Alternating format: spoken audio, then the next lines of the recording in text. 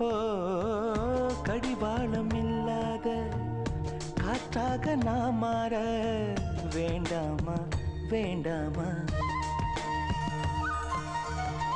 கடிகாரம் இல்லாத ஊர் பார்த்து குடியேற